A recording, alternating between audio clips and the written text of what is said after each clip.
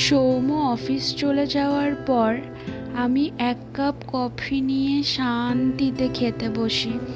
আমার খুব ভালো লাগে এই টাইমটা। বাড়িতে ফোন করি, কি রান্না করব ডিসাইড করি, তারপর কত রকমের কত কিছু মাথায় চলে। তো আজকে এসব ভাবতে ভাবতে সোজা চলে এলাম রান্নাঘরে। ভাবলাম কি রান্না করা যায়।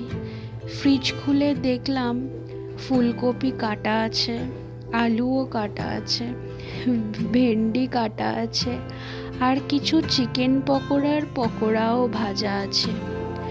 তো ভাবলাম আজকে এগুলো করেই ফেলি, কারণ সবজিগুলো অনেক দিন ধরেই কাটা রয়েছে। আমি সময় পেলেই সবজি কেটে রেখে দিই। রান্না করতে গিয়ে সবজি কাটতে খুব কষ্ট হয়। আর সেই সময় আমার পুষ্পা দিদির কথা খুব মনে পড়ে। পুষ্পা দিদি তো এগুলো সব আমাকে করে দেয়, তাই এখানে পুষ্পা দিদি নেই, সবটাই আমার দায়িত্ব।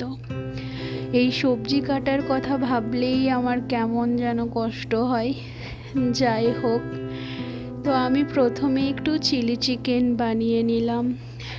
আমরা চিলি চিকেন ভাতের সাথে, রুটির সাথে, সব কিছুর সাথেই খেতে খুব ভালোবাসি। তবে হ্যাঁ, ভাতের সাথে করলে একটু ঝাল ঝাল করি বেশি। তো এখানে আমি গরম গরম ভাত বেড়ে দিচ্ছিলাম সৌম্যকে। আজকে সৌম্যও খুব তাড়াতাড়ি অফিস থেকে চলে এসেছে আমার রান্না করতে করতেই, তাই ওকেই প্রথমে বেড়ে দিলাম। সাথে একটু ভেন্ডি আলুর তরকারি, সৌম্য ভেন্ডি খেতে খুব ভালোবাসে। আর একটু ফুলকপি আলু দিয়ে কাজু কিশমিশ দই দিয়ে একটু রোস্ট বানিয়েছিলাম। আমরা খুব একটা ঝোল ঝোল তরকারি খেতে পছন্দ করি না, তো একটু শুকনো শুকনো তরকারি খেতেই আমাদের ভালো লাগে। আর সাথে ঝাল ঝাল চিলি চিকেন, খুব ভালো হয়েছিল চিলি চিকেনটা, ভীষণ ভালো হয়েছিল। তো এই ভাতের থালাটা যখন আমি সৌম্যর কাছে নিয়ে যাই, ও তো দেখেই খুশি হয়ে গেছে। ও ভাবেনি আজকে আমি চিলি চিকেন বানাবো, ও ভেবেছিল আমি হয়তো অন্য কিছু বানাবো।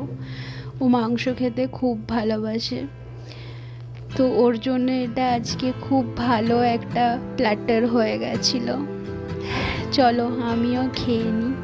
তোমরা সবাই খুব ভালো থেকো।